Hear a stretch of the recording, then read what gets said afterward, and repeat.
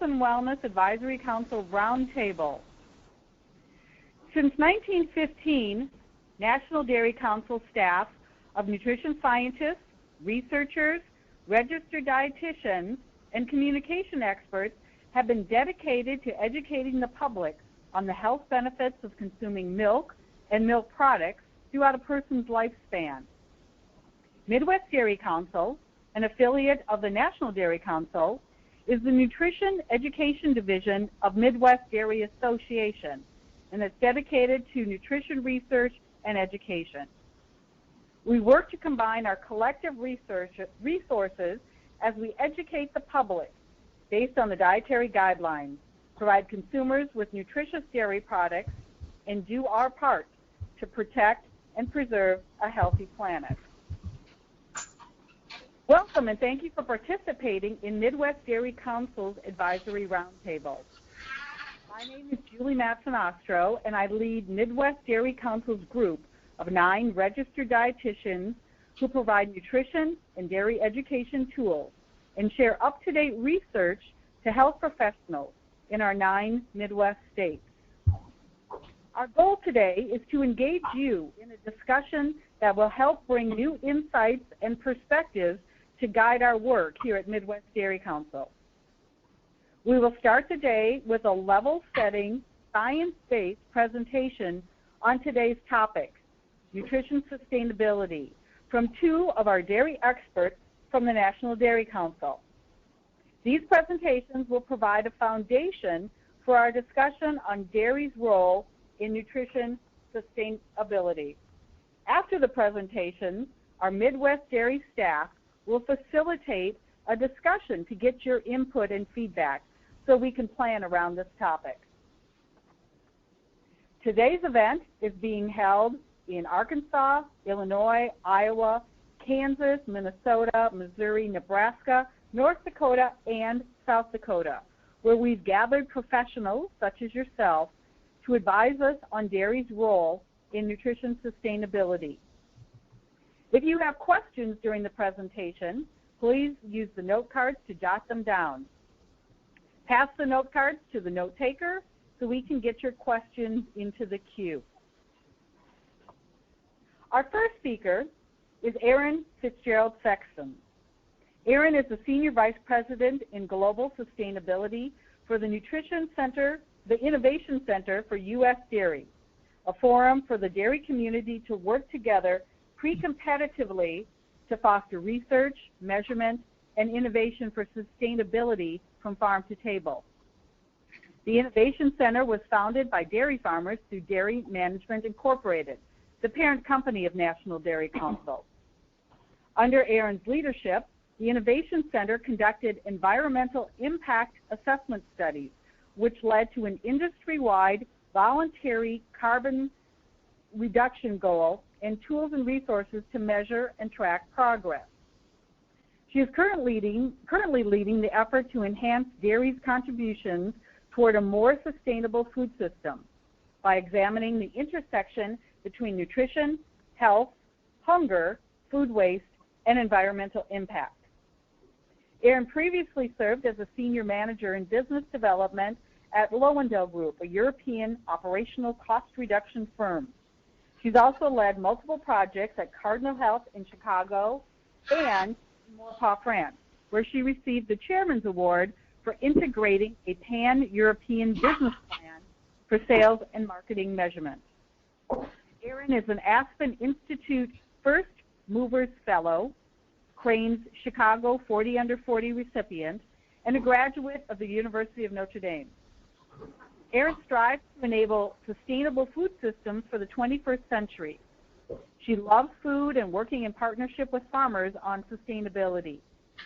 She's passionate about connecting our dinner plates back to our farms and believes everyone can make a difference through small steps.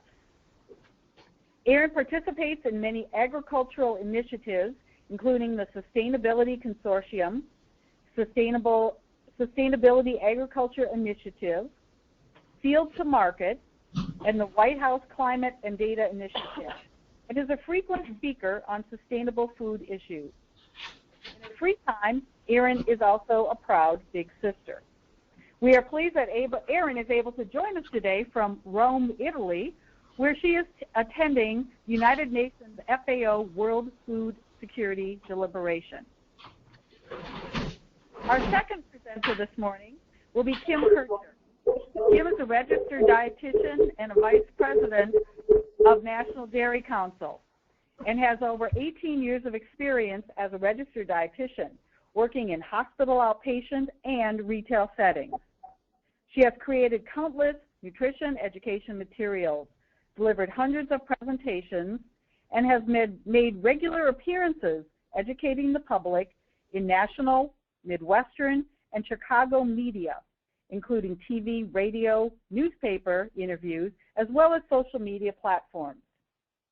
Kim is currently chair of the Academy of Nutrition and Dietetics new agriculture subgroup of the Food and Culinary Professionals Dietetic Practice Group.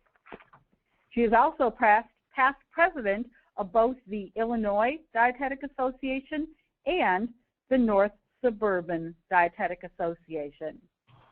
Please join me in greeting our first panelist, Erin Fitzgerald Sexson. Hello, everyone, and I should say buonasera. I'm in Rome, privilege of Rome, Italy, and I love that we have technology, sustainable technology, that's getting us to connect virtually without increasing my carbon footprint anymore. I don't know if you guys know, but the UN has been deliberating quite a bit this past year on the Sustainable Development Goals, and then this is a session that's on how do we feed the world, really, as it relates to those Sustainable Development Goals. So I'm so excited, actually, to talk to you today about this topic, because there's really no greater time than now to really be focusing in on these topics. And I love that you have a session after this to figure out how are we going to activate it. It's important that we know the goals and where we're going to get to, but it's really the boots on the ground and that are going to get us there in the next 40 years, and that's what I want to talk to you about today. So you can go to the next slide. So, you know, what we'll talk about in the next, like, 40 minutes is really kind of understanding really what is the Sustainable Food System Challenge, and then what we see as dairy as being part of the solution. And I hope that you will also take away from this as how you can also be part of this solution, and as we think about 2050. Next slide. So we'll do a little context setting. So in general, I love this phrase that eating is an agricultural act. And if you think about this, it's really at our dinner tables where we witness culture, traditions, family, values, and the intersection of food and farming. And it's at our dinner tables that we really do witness the agricultural act of farming. And it should be no surprise that in the United States, this is absolutely ingrained in our Americana, as we have these terms that we have been using for the past centuries, the term of land of milk and honey, breadbasket, amber ways of grain, and my favorite, blessed and bountiful. Food and farming has long been part of our culture, and we actually even have a whole holiday that is dedicated to this cultural practice of honoring the harvest, that being our Thanksgiving. And while that has been such a fantastic fabric of our traditions for the past centuries as we honor the harvest, I think it's really, we're at an inflection point where we need to think about what do we mean in honoring the harvest in the 21st century. How does that look for us? And that's what I want to talk to you about today. Next slide. Whoops. Thank you. So the sustainability food issues can sometimes seem as an issue, and almost in the enormity of it and the complexity of what I would call a sustainable food systems, they're completely interconnected. So if you just take this word, I'll just take one example, affordable and accessible. Immediately now you are talking about health, you are talking about trade, you were talking about our farmers' livable wages, you're talking about labor, and you're talking about yields. All of these things are intersected. And that is why we have been using this term sustainable food systems, such that you pull on any one of these topics and immediately you are unleashing a series of other topical issues. And so what I would encourage you to do is to be certain that you're keeping an open mind, reading, as we like to say in agriculture, get your boots dirty, which literally means to walk in someone else's shoes and to truly understand the other side of the issues. When it comes to the sustainable development goals and the issues of world food security, it is all of these issues that we're discussing on a global scale of what it can mean to provide more food to feed more people. So let's go to the next slide. So to get to some of the basics of sustainability, we have this wonderful chart from our friends at World Wildlife Fund that, in general, population times consumption does not equal a healthy planet. In fact, next slide, we are outrunning the pace of supplying, of using our resources from Mother Earth. Our consumption is exceeding that. It's about, right now, you could say 1.5, and I just learned it actually went up, 1.6 planet Earth. And does anybody really know what happened on August 24th of this year? Most famous day that none of you have heard of. This was the day that we actually exceeded the carrying capacity of the Earth, or in short terms, we started borrowing resources from our children and our grandchildren. Next slide. So in order to calculate what does that mean on a personal and individual level, we use this term called a carbon footprint. And a carbon footprint essentially means all of the impact, all of the resources that are required to get me to sustain. Okay? And in the case of this graph, you can see here travel, for those that travel a lot, cars and everything, and I do, unfortunately, a lot of travel as it relates to my job, and so that part of my footprint could be quite high. The home, what type of home you have, where you're living, how big the home is, all the materials you're using in the home, and you can see that your home and your travel, that's probably the largest component of your footprint. Those are also longer-term assets that you buy, so it's a lot more difficult to change those things.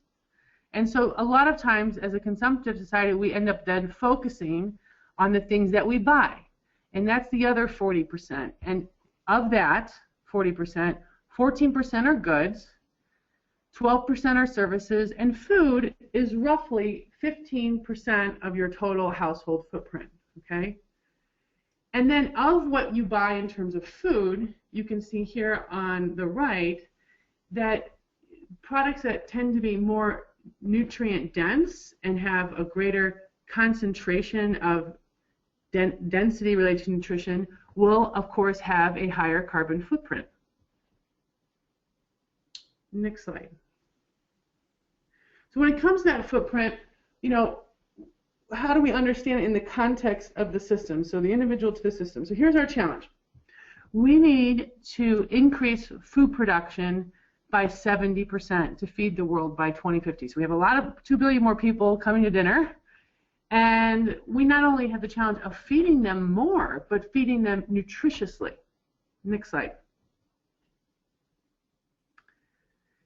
And to give you an idea in terms of scale of what that impact is, so if I say 70% more, that's as much food as we have produced in all of mankind in the last 8,000 years that we'll have to produce in the next 40. So think about that. 40 years, we will have to produce that much more food. We only have 40 years to do it. And Howard Buffett wrote this great book that came out last year called 40 Chances. I highly encourage you to read it. But he says, if you think about it, in a farmer's lifetime, he has 40 chances to get it right. That means around the world, every growing season, a farmer, when they go to plant, they're going to have to get that much incrementally better to meet that production needs of our growing population.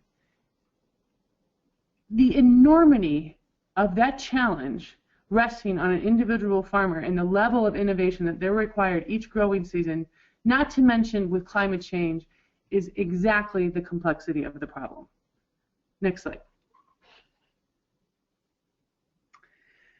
So we have a growing population, and I absolutely love this statistic, that we're going to have a growing global middle class that will triple by 2030. This is what we call prosperity, and particularly in this photo you see a woman, and it's women that are the ones that are, we now know, are the other half of the sky, and we're seeing incredible economic impacts from empowering women. And what happens when that family, okay, gets the next extra dollar of livable wage? They want to provide healthier food and nutrition for their children. And so that's why you're going to see an increase in more nutrient-dense foods that are going to be feeding those families. And we need to make certain we truly understand the complexity of what these numbers are. We have 2.6 billion people right now in the world living on $2 a day, and 1.4 billion people who are extremely poor and living on about $1.25 a day. So an extra 25 cents, an extra 50 cents, they're now going to start trading up to better proteins and better nutrients, macro and micronutrients, they're going to sustain their family.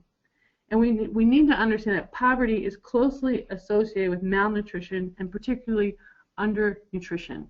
And so here is this complex of, how can we grow that middle class and help sustain them and make them a prosperous economy? Nutrition is at the core. Next slide. So not only more food to feed the 2 billion, but healthy, nutritious food for that 2 billion people. And Kim is going to, that's where I think the health professionals and the dietitians are really the other part of the equation for the climate change discussion. Next slide. So we need a lot more food, but guess what?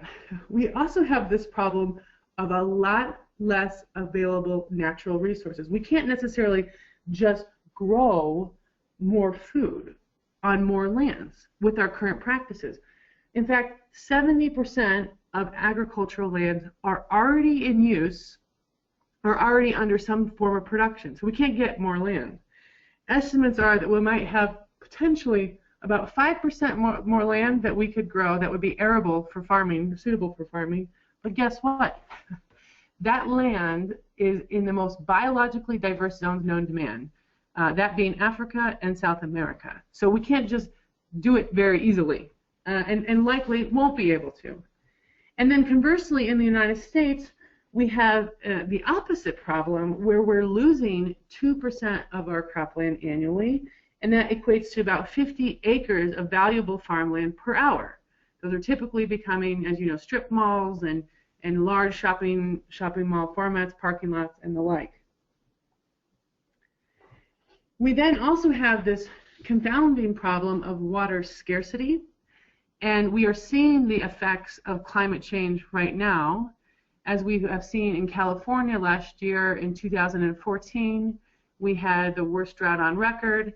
It not only had the economic loss alone was $2 billion and 7,000 agricultural jobs, but much of the cropland, particularly in San Joaquin Valley, I think it was upwards of 70%, laid fallow. We cannot afford to not adapt when we think about our water scarcity and challenges. We are seeing the effects now, and I know many farmers that are in California in particular have been taking very big decisions on what they will be planting, when they could plant, and in some cases are thinking of retiring because it's just getting too difficult. Next slide.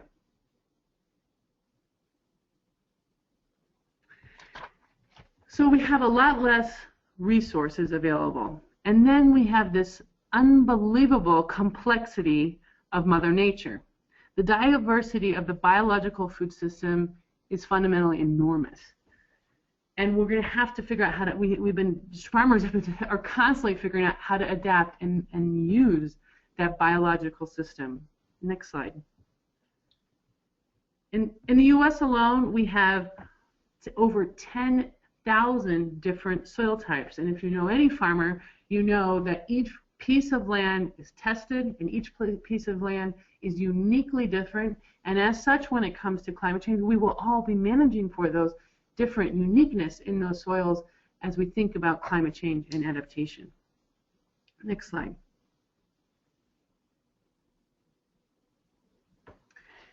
And for those who lawn and garden, you'll recognize this nice chart. This is a chart that talks about what you can plant where, what times, and what temperature zones. And as we think about climate change, these maps are fundamentally changing. So what we know is that we're going to have to be able to move quickly as these numbers start changing. Next slide. Sorry. So what is a sustainable food system? In coming back to that first chart, we talked a little bit about all these different moving parts. This is a nice definition. I encourage you to read it from the National Academies of Science if you want.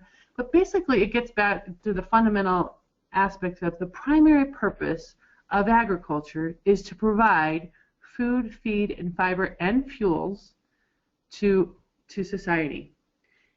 Enhance the environmental quality of the resource base, so that means provide for ecosystem services such as water, trees, green spaces, biodiversity, while doing all of that. Enhance the economic viability of society, and I think we have long forgotten the economic generator that agriculture is to societies as a base of GDP. And we saw in the Asian Spring when food prices changed just by 1%, not even, how devastating it was to the economics of those societies. And we must remember that ag has been a driver of our U.S. economy. And then, of course, this last aspect, enhance the social quality of life, and that is through the ability to provide those resources in terms of healthy food for people to sustain life. So that's kind of the 4 quadrants, if you will. For those that aren't familiar with sustainability, you would typically hear of sustainability expressed as economic, environmental, and social, or a triple bottom line. But in the case of agriculture, it's 4 circles, because we now talk about the provisioning aspects of agriculture and its ability to do all of these things. Next slide. So what do we mean, how would we, if we think about those next 40 years, what are we going to need to do to really unlock that sustainable food system of the next 21st century? So there are 3 major areas that we think are needed to really unlock that positive change. And the first one is reduce waste and inefficiencies in the food and agricultural space. So what do I mean by that? You know, the light bulb was super innovative at the time. It changed all of our lives. But you know what? We didn't innovate on it for the past 100 years. The light bulb actually generated, when you think about it from the coal plant to the time you turn it on to your house, 20% of that energy was converted to light. The other 80% was wasted to heat. So it was lost. It was a waste. Conversely, when we innovated on the LED, we now have the exact opposite. All of that energy is now being harnessed to light, and it's only losing about 20% of the waste of energy to heat. And so that's, you know, kind of the basics of the premise. And then the next one, manage for and adapt to natural resource constraints. Here we have the combustion engine that was based on a natural resource constraint of fossil fuels, and now we're seeing innovation in the space of moving to electric engines and eliminating the need for a natural resource constraint. And then finally, the third would be advance farm technologies for yields and optimize use of nutrients within a bioeconomy. What do I mean by this?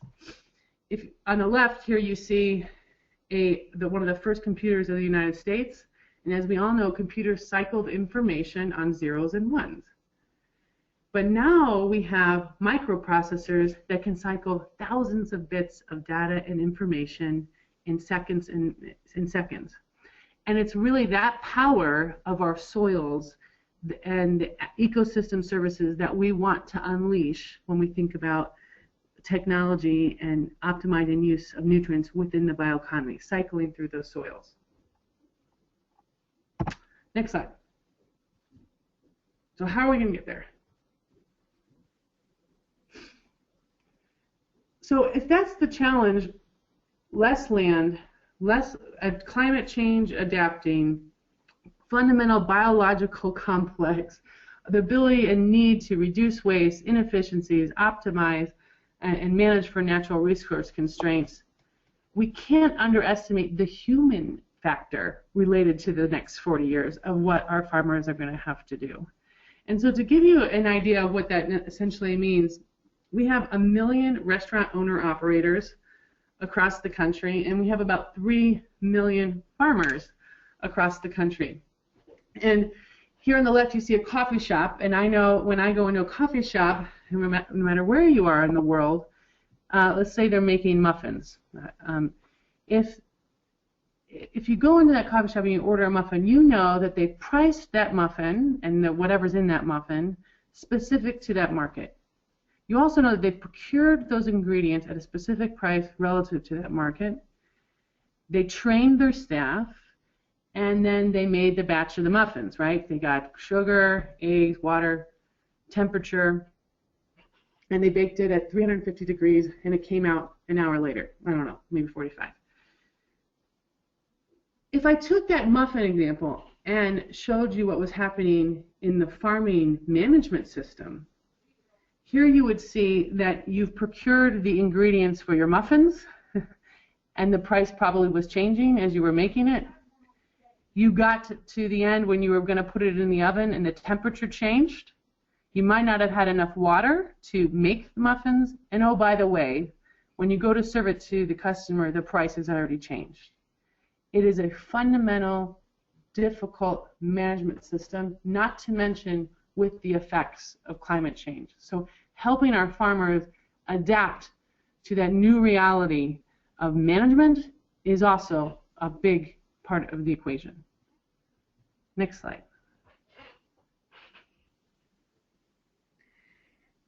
So when I think about climate change, I get actually, you know, a lot of environmental, sometimes we can be all doom and gloom. But really, this is the slide that gets me so inspired and excited about the opportunity, because 48% of the land mass in the United States is in the hands of farmers. And it is a tremendous opportunity and responsibility. And when I think about how our farmers have been managing and stewarding for these lands for really generations, they have kind of been the custodials of land, air, and water. And in many cases, and I'll show you the data to support it, they have reduced their environmental impact and have adapted to that biological system. And I know that they can do it in the future. And to give you some idea of some statistics, if you care about land, air, and water, 70% of all the water is managed by farmers. 90% of all the rain and snow that falls in the United States falls on these lands. They are in the hands of the farmers. So it's working with farmers and for farmers will be essential when we think about land, air, and water and the effects of climate change. The last thing is we can't forget, and you can see here on the slide, you can't forget that ag is incredibly resilient to solving the solution. And in fact, we now know that agriculture can solve for climate change and that we can reduce about 1/5 of greenhouse gases through mitigation of managing for these lands. So in other words, it's in the hands of our farmers. Next slide. So recognizing that the dairy industry really has stepped up, and We have our hoof print, if you will, just for some fun. We have our footprints. They have hoof prints, and we are committed to sustainability. So I want to take a little bit to show how we are really thinking of our programs and going after those sustainable solutions for 21st century through reducing waste, managing for resource constraints, and optimizing use of nutrients. Next slide. So we started with a simple premise that we all have to be at the table from grass to glass, and a complete integrated solution, and the science also needs to support a grass to glass value chain approach. Next slide. We formed, you guys can just click this, yep, we formed the Sustainability Council, which really is about bringing the leaders around the table to have the discussion of sustainability and plan for our future. So you can see that we have crop, our farmers, our cooperative-owned, which are cooperatives, which are farmer-owned organizations. We have our cheese, dairy processors, a lot of the folks you see in the grocery store. But interesting, you see here, we also are partnering with government. We have a partnership with the United States Department of Agriculture, and we're partnering with the environmental and health community really on solving for these challenges. So collectively, we all can work together to find the solution. Next slide.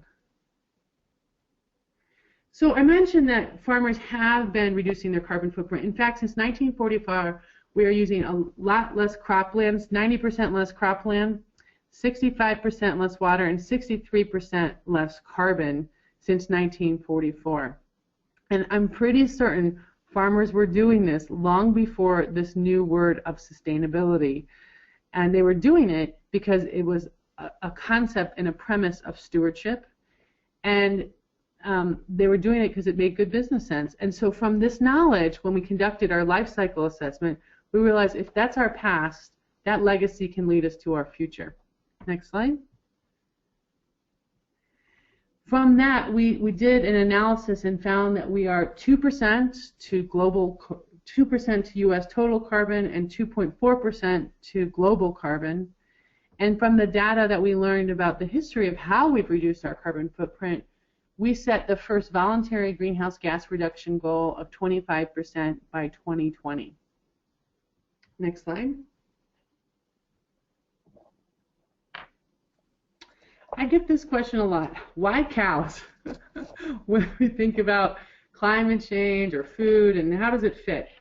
And so I just want to take a minute and explain like this concept of resource management, as I was explaining, optimizing use of natural resources within a bioeconomy. So if we start with the cow down at the bottom, you can see that we know that the cow provides milk, yogurt, cheeses, whey, all of these nutrient-dense foods that go into the population. But we also don't think about this other part of the cycle. I like to say manure happens, right? That manure has incredible value as well as a soil amendment and natural fertilizer through nitrogen and phosphorus that is added back to the agronomic system. And that in many cases, that manure is applied to lands, and that can contribute to the food system back. And as well, many of our farmers grow their own foods and forages. And we get this question a lot too. You know, cows, you know, are eating food that people should be eating. And in fact, cows are the original recyclers of the food system. They actually eat a lot of things, about 80%, that humans can't eat. So forages, roughages, you know, grasses, corn stalks. For anyone that's wearing a cotton shirt right now, I'm pretty certain it does not have seeds in it, right? Those cotton seeds were fed to the cow as an oil amendment. If you drank orange juice this morning, where did the peels go? The peels went to the cow. So all of if you ate almonds, the almond hulls went to the cows. The cow is actually taking the feeds and forages or byproducts of other stuff humans are eating and feeding it to the cow. And in many ways, the cow then is able to recycle and take inedible food stuff and convert it to nutrient-dense foods. Now, 20% a human could probably eat, and that's through things like rice, barleys, and I might say probably more associated with drinking, but most of it's from the alcohol byproduct. So those lands probably could be used, but that is primarily due to the alcohol process, byproducts of the alcohol system. So in many ways, if you see this whole closed loop, the cow is uniquely situated to manage for that biological system and is a recycler of that food system. So you want to think about this bioeconomy. That's what this is happening. Next slide. So I want to leave you with a thought of the scale of innovation and change that's required. We don't, I think, hear about the challenges really facing agriculture, and it's truly unprecedented. And the change and innovation required in the next 40 years by our farmers to meet the demand of more food, not only more food, but nutritious food. It is not, the challenge is not unlike us traversing the ocean for the first time or going to the moon. It's that level of science, innovation, economics, ingenuity of business systems that's going to be required, all hands on deck, to meet this requirement. Next slide. And we know that our farmers are really at the landscape level, at each individual farm, going to be dealing with needing to produce more food, a lot less land, the effects of climate change, less water, changing in price volatility, and I really do not think that they can't do this for us in the next 40 years if we are still eating too much and throwing food away. That's the other side of the equation. Next slide. So today, 1/3 of food is wasted. It just goes to a magical place called away. You know, people say, oh, may I take your plate away? Where is away? In fact, away, just to process whey, away in the away process in the United States, it's about $1 billion in local taxes. The estimated cost to our system, food system, is about $166 billion. Next slide. If food waste, to give you an idea of food waste impact, food waste is 4 times the impact of buses and rails, all the buses and rails that you see in the United States.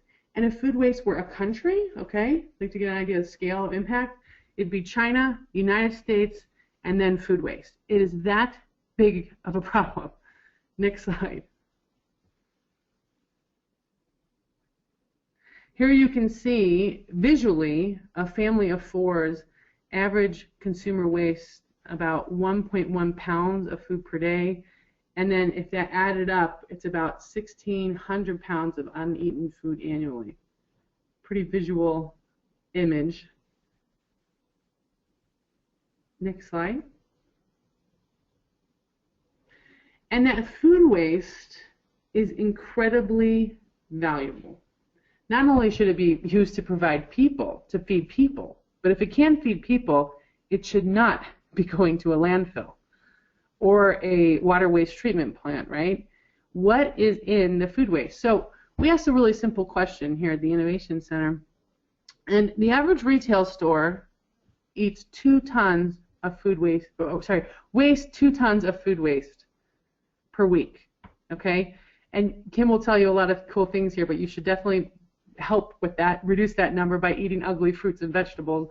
But you know, that 2 tons of food waste actually has incredible agronomic value to farmers. It has 17 tons of nitrogen in it and about 1.3 tons of phosphorus. And right now in the away system, right, it is just going to landfill. But we asked, what if you could take that food waste and get it into a dairy farm with a dairy digester? And so for those who don't know what a dairy digester is, you might know about composting, right? So but composting takes food and is able to create soil amendments and fertilizer, but a lot of the gases get lost into the atmosphere. A digester is like creating like a little jar, if you will, of the food, and as it decomposes, it creates gas, what we like to call green gas. And what you do is you scrub that gas, and in that process, you can get enough renewable energy to power homes, and then you also get the agronomic benefit on the back end of nitrogen and phosphorus. So the interesting thing with digesters is when you put food waste into a digester, the bugs go crazy that are in this system with manure and food waste. So you get a synergistic benefit of nitrogen and phosphorus. So now what happens? Now I'm creating renewable fertilizer. Okay, so what does this look like in a system? Go to the next slide, please. Last year we worked with the White House, EPA, United States Department of Agriculture, and Department of Energy to create a model and said, if we could optimize use of natural resources within that biological system, right, what would it look like? If we took the food waste that's happening, so this retail food waste at 2 tons per week, right, that would equate to repurposing 70% of the retail food waste. We could also take all the food scraps, right, from canning, you know, when you go to the grocery store and those nice things that are cut, all the scraps, we could take those, and then manure. In general, that process, if we could close that away process and repurpose it, would reduce total landfill space by 8%. We partner that with the dairy farm and kind of think about a bio-village, right? Everything's cycling now. You would get 3.2 million cars off the road, or also we'd reduce our total footprint by 25%. We'd have enough renewable energy, so now we're further offsetting, right, by creating green renewable energy to 1 million homes. And then you get this great, because of the decomposition process, you get fiber, and that fiber can act as a soil amendment. So for those, again, who lawn and garden, you know that peat moss is incredibly destructive to the environment as it rips up estuaries and makes carbon go into the air. And in this case, now we're cycling back all those fibers from the food system and putting it back on the land. We also get nitrogen. We can harvest nitrogen, and that would be enough nitrogen to grow the corn production, all of the corn production in the United States, by 5%. We would have enough phosphorus harvested from this process to grow all the tomatoes sustainably. So you can see that this is about, again, optimizing use of the nutrients that being of the food system in a closed-loop system. This is where innovation is happening. This is where we're headed. Next slide. So there's this great movement that's been happening when we think about sustainability and local and really wanting to get back to our roots, right? Really connecting back to our farms. And we call it the farm to fork movement. And this is an amazing movement where we're starting to see people really wanting to know where their food comes from and connecting with restaurateurs and wanting to connect to our farmers. But I want to show you why I think that we need to rethink about this word just slightly. Next slide. So to bring it kind of home on close the loop of the sustainable food system, essentially we're consuming way too much. We're consuming right now about 1.5 Earths. It's just, I would say, too much. And we're eating too much. 69% of adults are overweight or obese. Too much. See the juxtaposition here. And 1/3 of the food that our farmers are growing from the land are just going to waste, which is, again, too much. And conversely, we also see this double problem in our food system where the food is not getting to the people who need it. We have 49 million people who are food insecure. It's too much. Take a look at this picture, this juxtaposition here. This is what I would call an unsustainable food system right now. This truly is not necessarily honoring the harvest that is coming from our farms. We're overeating, we're throwing it away, and we're not getting it to people who need it. Next slide. I think we need to rethink about the farm to fork movement, and maybe we should start calling it a fork to farm movement, because it's the choices that we're making on our plate that have a far greater impact on our farmers when it comes to climate change. Because if we're eating too much and we are throwing it away and we're not honoring the harvest to get it to people who really need it, that is not a sustainable food system, and it's not necessarily honoring the harvest of the farmers. Next slide. And it's really a simple, oops, sorry. It's a simple, I found this simple slide back from 1940, and I think maybe that concept of fork to farm has kind of been maybe instilled in me from my grandmother during the World War II years. But this was an old vintage sign, said, you know, buy it with thought, cook it with care, serve just enough, save what will keep, eat what will spoil, homegrown is best, but by gosh, don't waste the food. And food really is, in the 21st century, the natural resource that has been harvested from our land, and we need to think about honoring it. Next slide. So I think small steps can add up. Recently, this past summer, I got married and went to register for plates, and I realized that the plate size actually had increased from 9 inches during this time, same time of those posters, right? From 9 inches to 12 inches. And I was like, oh my gosh, that's the 25%. So I'm using that as an example.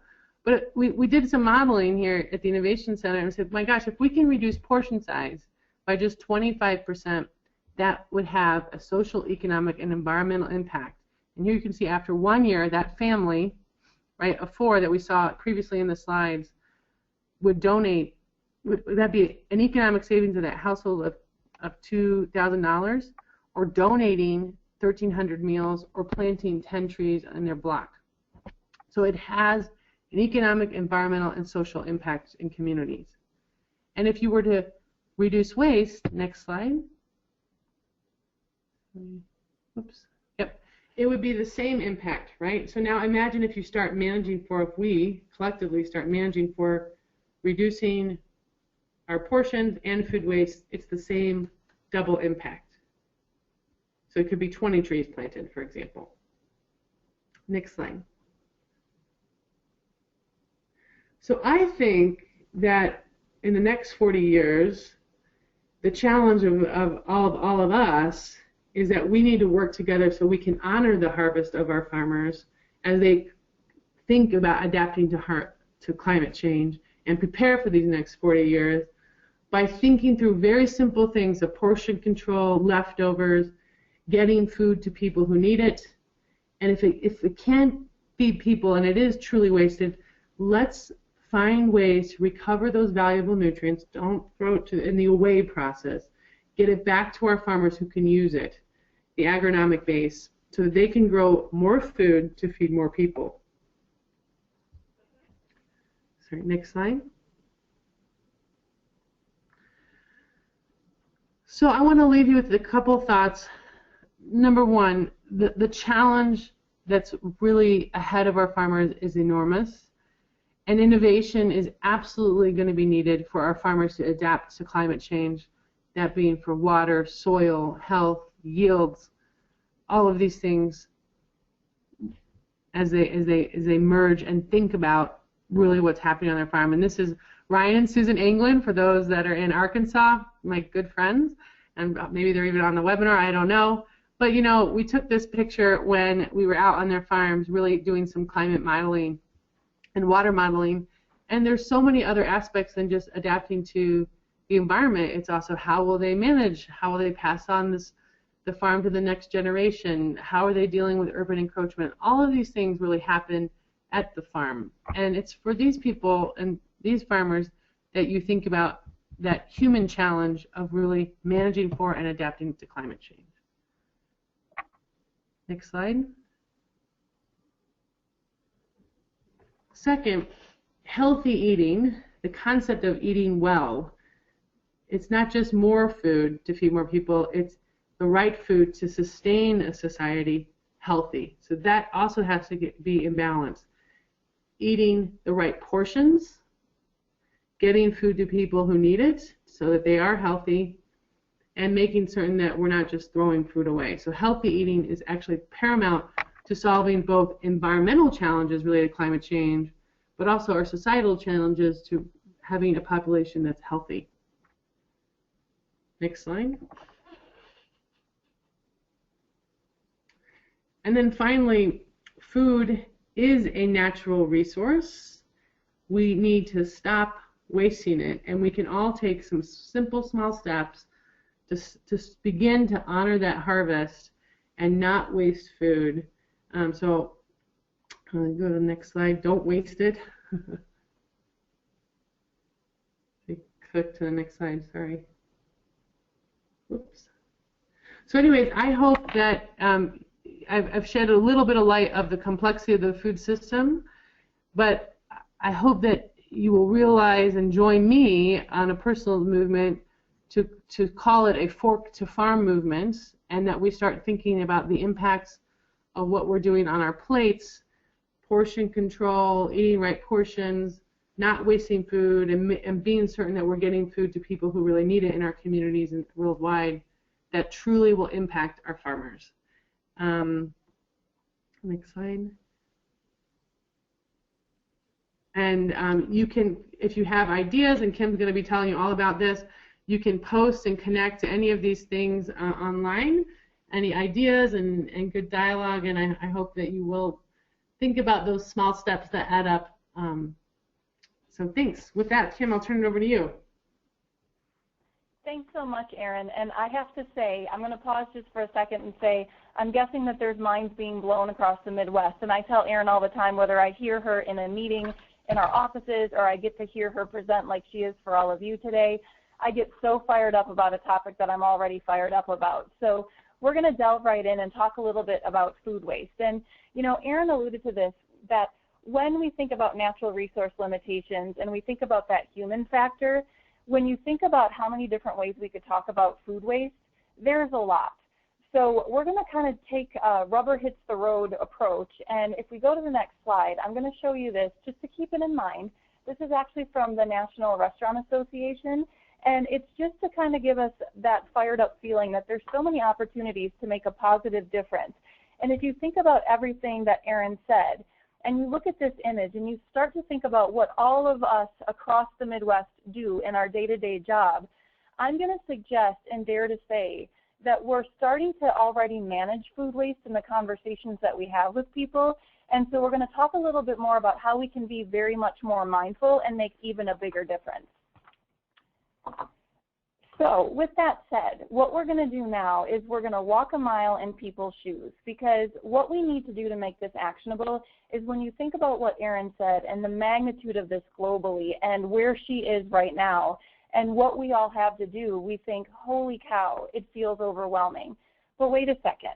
When we think about relating to our patients, our audiences, we think about the storytelling that's happening across marketing and across all different industries, and think about the process of how people select, purchase, store, and make their food, all of a sudden I feel that we've got an easy framework for how we share tips to control food waste at every point that it could potentially occur. So this next slide should look somewhat familiar. You saw a version of it when Erin was talking, and what you'll see that I did is I peppered in some of the things, and of course this is not an all-inclusive list. But when we think about dealing with that human aspect that Erin mentioned and just talking with people, and we as people ourselves, if you will, there are a gazillion reasons why we make the food and beverage choices that we do. And as Erin mentioned with sustainability or agriculture lens, you pull on one of those things. If you over-focus on something, you're missing something. The same could be true for nutrition education. So how do we manage that? And, you know, as we've been talking about this topic, we kind of have been saying the food and nutrition conversation just seems to be getting bigger, because none of the stuff that we used to talk about goes away. Culture, religion, budget, cooking skills, weight, taste, all of those things. And now people are starting to say, well, wait a second, what's happening on the farm? And they're making decisions about their food in so many different ways.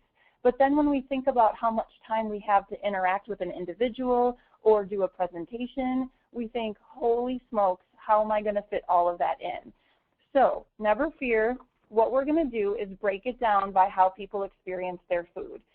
So I had to take a picture of this. I was in a bookshop, and I normally, as a dietitian, do not talk about right and wrong, good or bad foods, because everyone, I think, on the line today would agree that every food can fit in. It's our fun job to help people navigate that. So as you're looking at this, I'm calling it the food to meal journey, and you think about planning, shopping, storing, cooking, eating, and then back to storing again, and we think about the tips that we're already giving in those areas. You can make right choices with this that's going to extend that food life and help with managing food waste.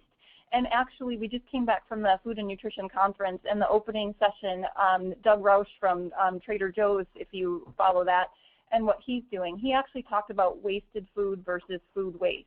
So I'm going to ask you to open your minds and think about even how we talk about this with people, because to his point, nobody wants to eat waste, but we sure do want a chance at that food that's delicious. And, you know, Ugly Fruits and Vegetables had their year this year. We all know that that's got the same nutrition, but how do we give a culinary application to those things, and how do we make it relevant and say, well, gosh, that goofy-looking carrot might not peel nice and slice beautiful for a salad, but it sure would taste good in pureed soup. So as we're talking with our patients and our audiences, our customers, and we start to think about how do we talk about it, we also need to make the decision to be more mindful of how we're talking about things and making sure that we're making our examples of what to do livable for that person. How is it going to live on their plate? So let's start with planning. And I'm not going to read all this to you, but I kind of want to walk you through this. And so recently in social media, I found an article, and I think it was PBS, and there was an article about a chef, and the term cucumber butt was used, which of course I giggled because, you know, it's a serious topic, but let's have some fun because that makes it relevant to people. And the point of the article was he was taking, and we can all assume we know that cucumber butts means the ends of the cucumber. The point of it was he's taking things that normally we would throw away as kitchen scraps, that paired with some other things, and making these amazing, delicious meals that people were clamoring to buy in his restaurant. So you think about something like that, and you think about planning. How do we make it from the get-go that they're going to that store and they're making decisions in a really smart way that are extending it? And I'm guessing if I asked you right now, how many of you talk about food safety? We all integrate that as a bullet point. It's paramount to health. Food waste or wasted food, those moments could be the same. So I'm going to share a fun story with you. I had somebody tell me once they went grocery shopping, then they went to happy hour, they went out to dinner with their friends, and their poor little groceries were in their trunk the whole time. So point number 2, messaging about keeping a cooler in that car for a hot day and getting some ice packs in there. It sounds like a small thing, but all of a sudden managing food safety and making sure that those perishables stay safe and don't get thrown away even before they make it to the dinner plate becomes a very big thing. Talking about using things and really planning your shopping trip, one of my other favorite examples that I like to give people now is how many of us actually make a list. You don't really see me make a list before you go to the store. But how many people have a smartphone, and how many people could take a picture inside their refrigerator and their freezer and their pantry before they leave for work that day, and then all of a sudden you're busy, you forget what you had at home, you can pull it up on your smartphone, you've got an instant list, if you will, or at least a prompt to know what you've got going on. And then thinking about what we call things, you know, we've talked about that a little bit, but really thinking through that process. And we know people are making decisions for dinner even that very same day in the grocery store. So how are we shifting our advice to manage those in-the-moment things? So giving them tips on how to remember what they have at home, how to stock up on things that have a longer shelf life, and we'll talk about shelf life in a minute, but really helping them manage and be successful in some of the things that they're doing. And if they do shop to a larger recipe, talking about planning for those leftovers, and how many people have talked to someone that their spouse or their kids, quote unquote, hate leftovers. So can we call them planned overs? Can we cook separate components, and maybe we cook some extra chicken that doesn't get into the dish, but that becomes a beautiful addition to a wrap or a stir fry the next day. So really thinking through how is this living through, especially for a person who doesn't have any culinary expertise, and talking through how they set up their kitchen. If they've got equipment at home to make it easier, storing those fruits and vegetables properly, cutting them up and chopping them, all of those different things come into that planning phase. And then when we hit shopping as the next step, you're going to intentionally see some of these things are repeats, because as the professional talking to the public, we had an opportunity to have a conversation. And it's funny, as we were planning this, I found myself saying, have a conversation, because when you're talking about managing so many different topical things on top of everything else we have to manage, thinking of it in terms of a conversation and talking about food and how it looks on their plate and what their experience is as they are, think about how fun of a conversation that is, but it's also making it actionable. So we've got the cooler in the car. You can see how that still falls under a shopping category. So again, however you normally talk, whatever is comfortable in your wheelhouse, a lot of these management techniques could fall under these different categories, and we can ebb and flow and shift just like we do the other topics that we cover, from health conditions, taste, everything else. I do want to call your attention to the second bullet from the bottom, time with the kids. You know, how many of us have talked about getting kids in the kitchen? The Academy actually had a spokesperson video of nutrition and dietetics talking about age-appropriate tasks in the kitchen. What does that have to do with food waste? Well, don't we know that if we engage kids in the shopping and the planning and the preparation, they may be more likely or excited to try it? And don't we know that it's going to take a little bit more time with them? And don't we know that from the planning perspective in shopping, if they had picked some things out, we then need to make sure that we know how to do it. I'm thinking about a pomegranate, gorgeous in color, they're beautiful in the store. What if we as professionals don't take the time to help people know how the heck to cut that pomegranate up? Some people don't even know which part of the pomegranate to eat. So those little things become the big things, and ultimately, if we help people be successful with the groceries that they're buying, we're ultimately helping manage food waste without going at it as a topic saying you should do this or you should do that. It becomes intuitive and part of the conversation. But again, I challenge all of us on the line today to think about that and make sure that we're making those mindful examples for people.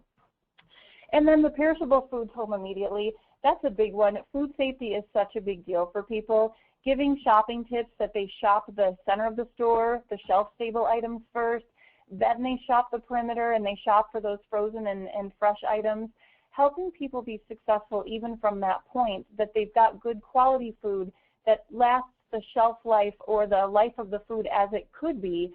That's managing food waste, but it's also doing it through a lens of food safety, quality, deliciousness, eye appeal, all of those wonderful things that we know impact people's decisions.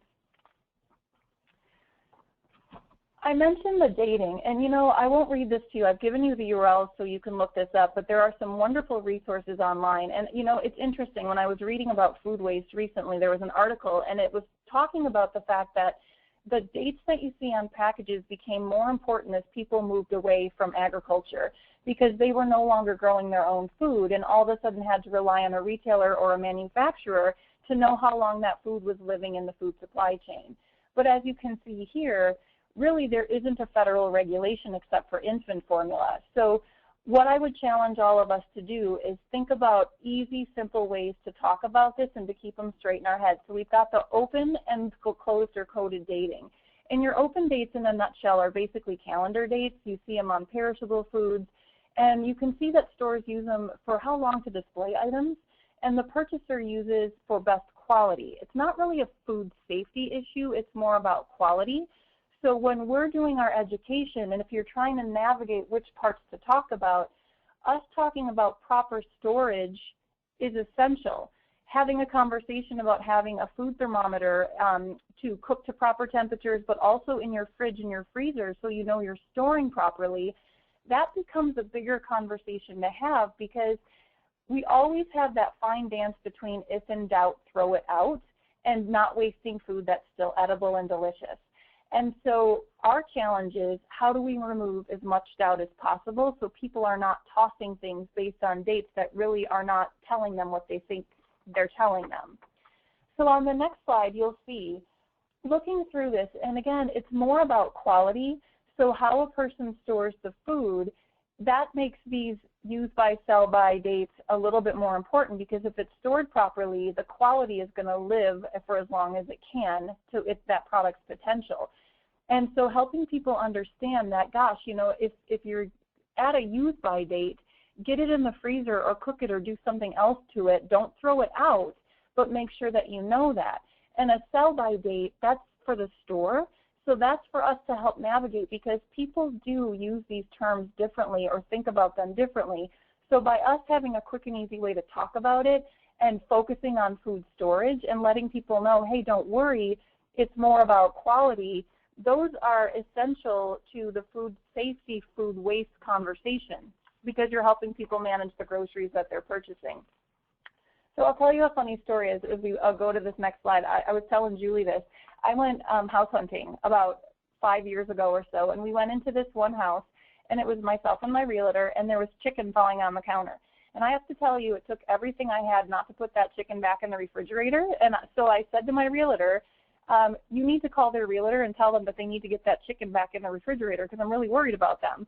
And so I share that with you because how we properly thaw food, that manages food waste. Properly storing food, and you're thinking to yourself, oh my gosh, Kim, every single food is different. Never fear. This is literally cut and paste from the website that you see at the bottom of that page, and this is an easy conversation to have with people. How long will their food last? Well, 1 to 2 days, 5 to 7 days. This is a handout, or this is a teachable, talkable moment.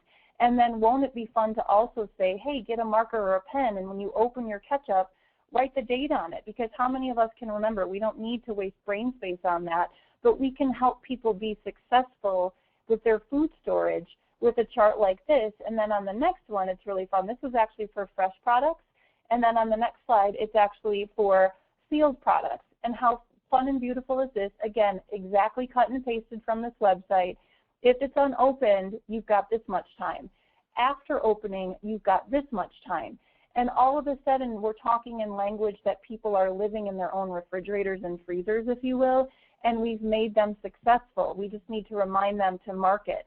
The other thing is, many of us are probably giving the technique, well, hey, don't forget to rearrange your refrigerator. If you've heard FIFO, first in, first out, having people take the time, and it can be through the budget lens, but it's really about food waste management.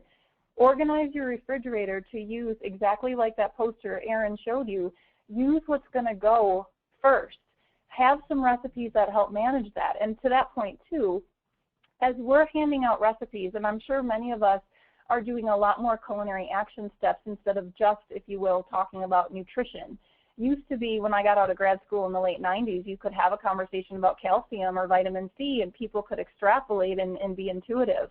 And then all of a sudden you think, oh my gosh, people don't know how to cook. So if I tell them to roast, they don't know what I'm talking about. So now we have to explain what that means. So all of a sudden the conversation got bigger with that. So how we talk about food and how we help them be successful, and the quantities within the recipes, which is what I was going there to, is really important, because there was a stat from the Hartman Group that 44% of adult eating is done alone.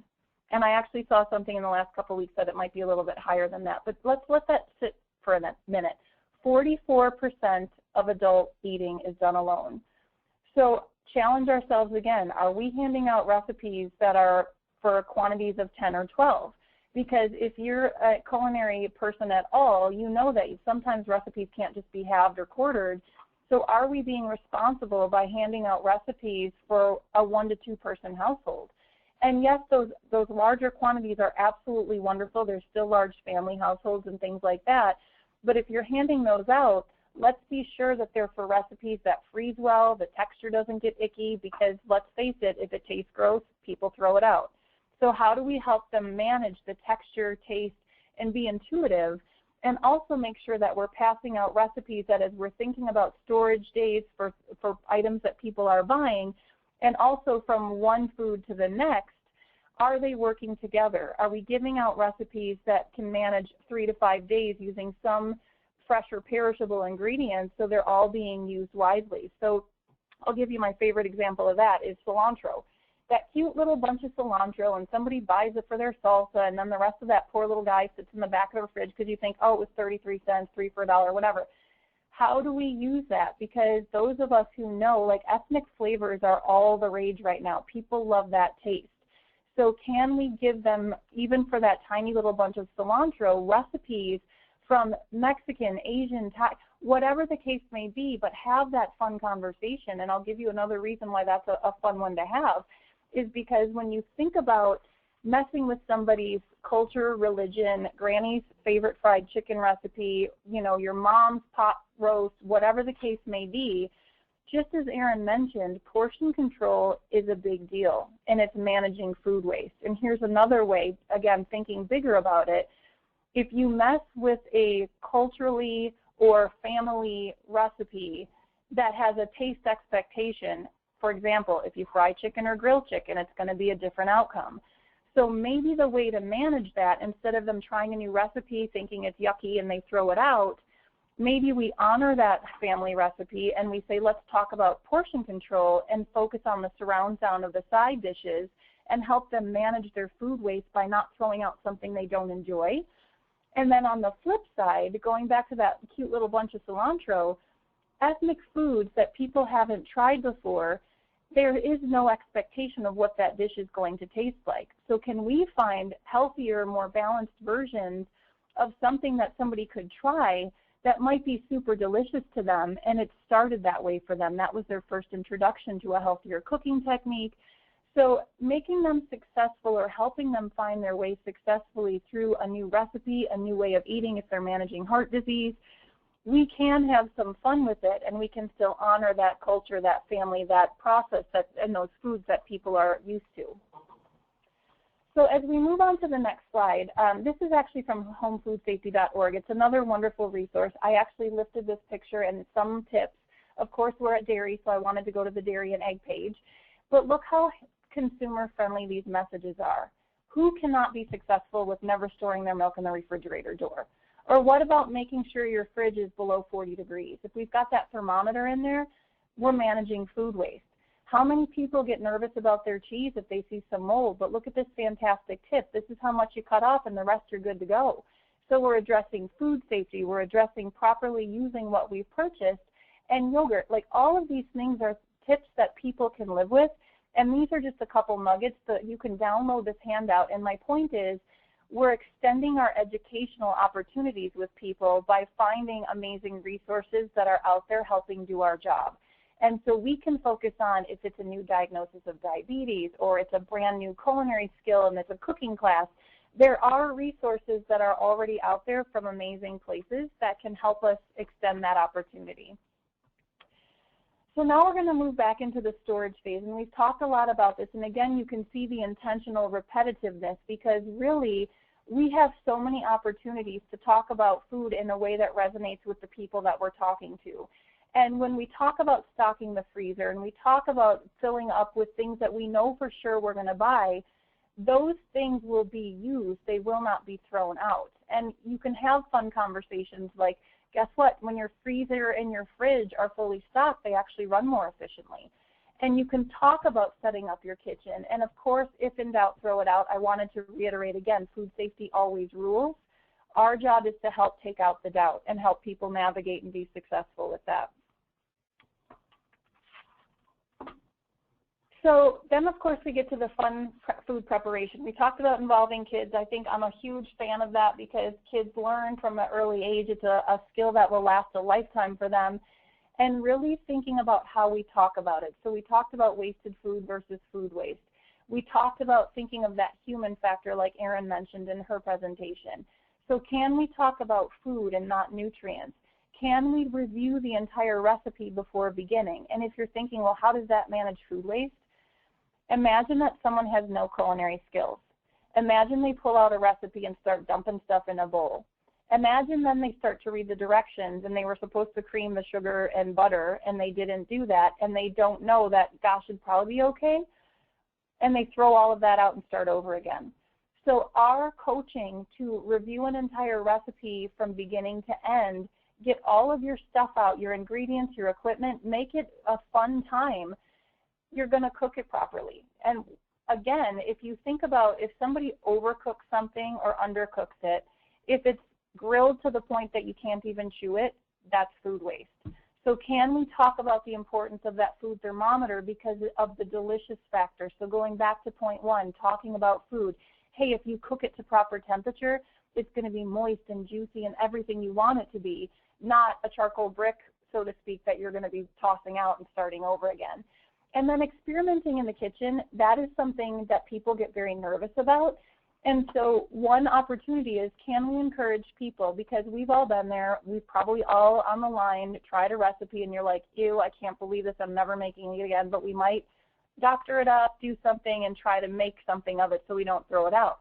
Is everybody equipped enough to do that? So can we suggest a recipe buddy? People have exercise buddies. What if you had a neighbor and you guys shared recipes and there were several people in the household? We all know how taste buds are. Somebody's going to love it, somebody's going to hate it. But if you can share that burden of trying experiments, you all of a sudden are minimizing food waste, and it might make people a little bit more brave to try some new things that otherwise their food budget might not allow them to try. When it comes to time to eat, I believe that this is another great time to think about food waste and engaging the whole family. And if you think back to what we've already covered, engaging kids in the process, they're more likely to try it. They feel part of the process. Planning the portions, because as Erin mentioned, and you saw in that build slide, where if we're eating too much, really we're wasting food. Because if you planned your meals out for the day or for the week, and all of a sudden you got busy watching television or doing something else and you ate your lunch on top of your dinner because you didn't plan those portions out, making sure you've got the time being focused on your meals, ultimately there is a food waste management moment in there too. And planning enough time to eat. How many of us have poured our cereal or had our oatmeal in the morning, or you've got a dinner before a sports game for the kids and there's not enough time to eat, so food gets thrown out? So making sure, and you think to yourself, gosh, I'm talking about all of these things already, but I never thought about the food waste management. All of these, to me, we can find those moments that, wow, let's make it a more intentional conversation. And if we haven't been talking about the importance of time to eat and family time, maybe this is another reason why that becomes a more important conversation to have with folks. And then the post-meal planning, again, you'll see some things here that repurposing and reusing. And one other thing that I definitely want to say is it's important to think about the equipment conversation. Do you have a thermal lunch bag? Because if you don't, that could lead to food waste. It's in a locker, you know, maybe your lunch at work is longer than you intended it because of a meeting or whatever. So having equipment that makes it easy to succeed, not only to get nutritious food to wherever you need it to get to, but also that you don't end up throwing it out. I don't recommend this necessarily for kids, but as adults, I have little glass bowls that are individual portions that have a snap-tight lid. I cook casseroles. I'm a one-person household right now, so if I cook a casserole, I cut it up into individual portions, snap the lids on, stick it in the freezer, and my freezer is full, and then when I come home from a trip or whatever, I have things that I know exactly what it is. I can take it in that glass bowl directly from the freezer, stick it in the microwave, and blam, I've got dinner. And sometimes our lives are very busy. So if we talk about the benefit from a budget management perspective, from a time management perspective, all of a sudden, cook ahead on the weekends. Let's extend the message to make them successful. Let's not just say, hey, you could cook ahead on the weekend, but here's why, and here's how you're going to do it, and here's how you store it, and won't that be great? Because sometimes people don't have that foresight to take it all the way through. So let's make sure that our steps are actionable and leads them to success all the way through their eating process, if you will. And then thinking back to that chart I showed you at the very beginning, composting is something that we can do at home. It's not everything, but it is an important step to consider. And one of the things that we on this line today can think about is, when we're making recommendations, hey, grow your own food, compost things, let's take a step back and remember we want to help them be successful. We don't need to call the waste management companies of every community we serve, but we can certainly make the recommendation to people before you grow something, before you compost something. Find out in your community what the resources are to help you, what the restrictions are, and be successful from the get-go and help them live those actionable steps out. Because if we do that and we help them see these are the things, sometimes those little things become the big things. And on that, I'm going to turn it back over to Julie for questions. Well, thank you very much, Kim, and thank you, Erin. At various sites, if you haven't done so already, please write your questions down and give them to your note taker. We do have some questions already in the queue, but note takers, if you'll please add them, that would be great. So our first question comes from, it says a question from Iowa, and I think this is probably an Erin question on the topic of consumption and production and amount needed for 2050. What impact does food waste/recovery play in the projections? That's a great question. The projections. I have seen some estimates that if we could eliminate food waste, we'd actually have enough food to feed people. So right now, 40% of food waste is being wasted. It's very interesting. You see these numbers too. In developing world, it's typically happening at the harvest, so they're not able to get the food from the farm to the market without it spoiling. And so you have about, it can be upwards of 70% loss, so somewhere between 40 and 70. And then in the developed world, we have very efficient food systems, but our consumers, or we, me being the consumer, you and I, are wasting the 30%. So that's how you get this number 30 to 40. So it's estimated that we could probably solve for being able to feed people if we were able to, in the developing world, implement better food systems such as refrigeration techniques, food safety techniques, packaging and the like. And then in the United States and in Europe is really helping people, as Kim said, get back to basics, right? and you know, value food as a natural resource. Thank you. We have a question that it looks like a similar question from both folks in South Dakota and also in Minnesota. And again, I think this is directed at you, Erin. When considering the statistics, 70% income production to feed the world, does this take into consideration food waste? And where does that number come from? Yeah, so 70% more food does come from FAO. So all these slides should be quoted, so you should have it. It's a pretty common number. It's kind of maybe now going down to 60, but it does right now factor in a slight decrease in food waste. But again, if you would say if we eliminated food waste altogether, we would really be able to hit that number. Okay. Thank you. This is a question that looks like it's from Nebraska, again in regards to cows and waste. What waste does a cow produce that isn't part of the circle? And in parentheses they have unusable, true waste, CO2, methane gas.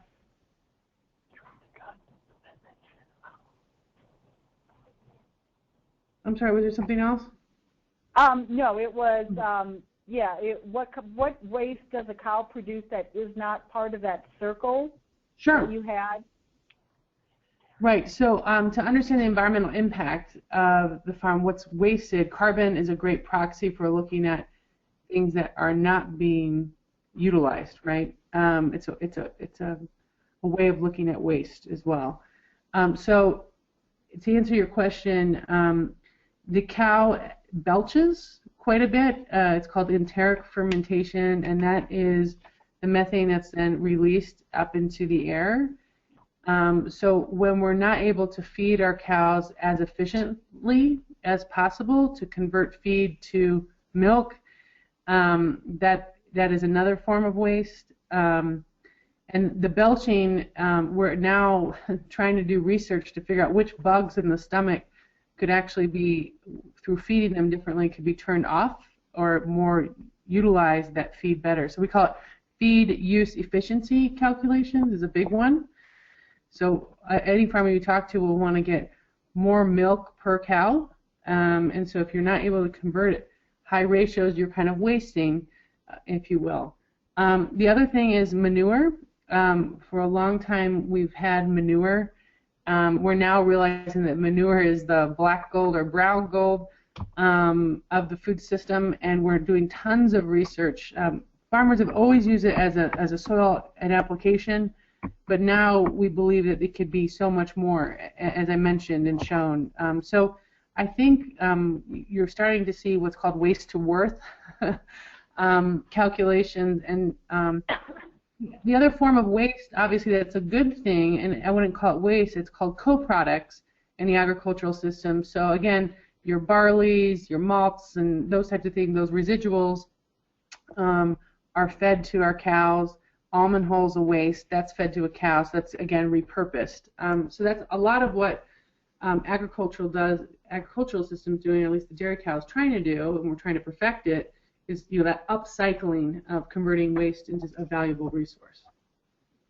Great, thank you.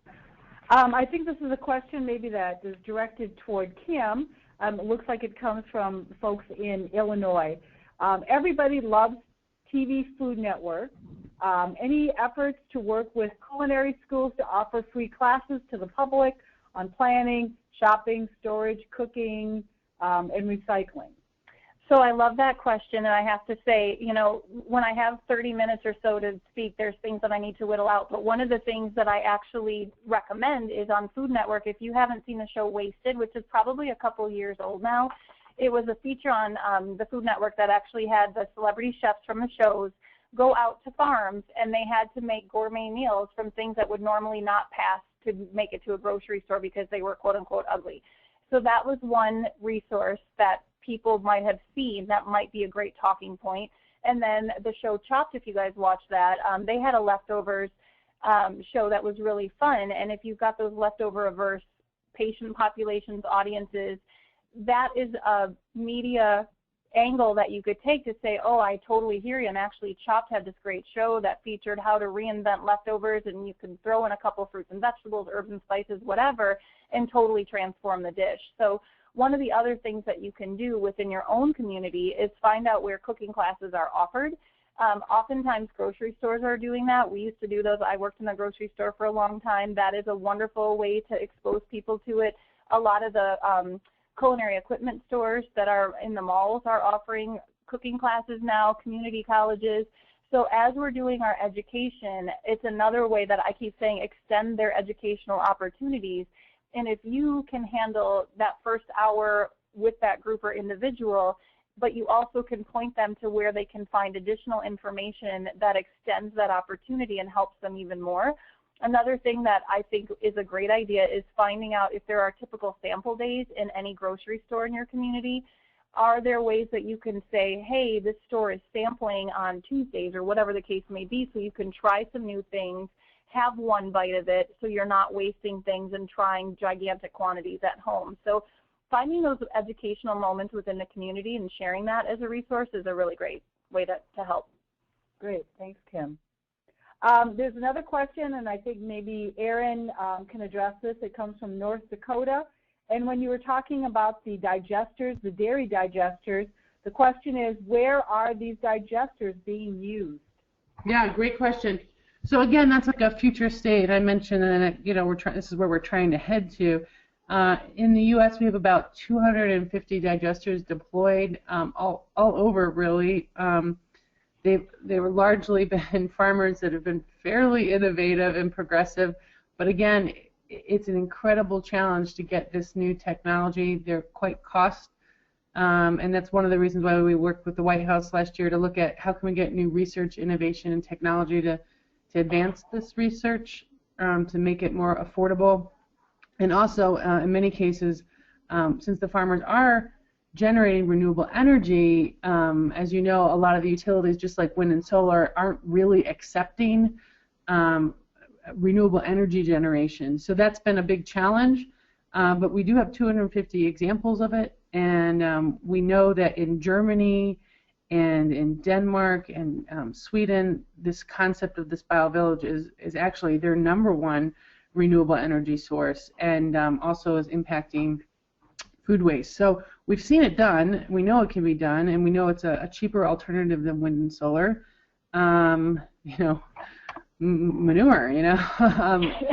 So I think that you'll start to see it happen, and we're kind of excited about it now that we understand the full equation from the complete part of the food supply chain. And you can also see anything, if you want resources on that, you can go to EPA's website. They have a thing called the Ag Star program, and there they list the digesters if you wanted to see any of them. Thanks, Erin. Well, we're on the 12 o'clock hour here in the Midwest, and it is time for us to sign off on this webinar and let all of you enjoy lunch. And I wanted to have a special shout out to all of the dairy farmers that have joined us at all the locations, who will be sharing their stories of sustainability on their farms and having conversations with you. And if your question and specifically in regards to dairy farming and cows did not get answered on this webinar, this is a great chance to have your own personal expert with you to do that. So on behalf of Midwest Dairy Council, I'd like to thank you very, very much for participating in our advisory roundtable today and sharing your expertise with us. Thank you very much. This concludes the webinar.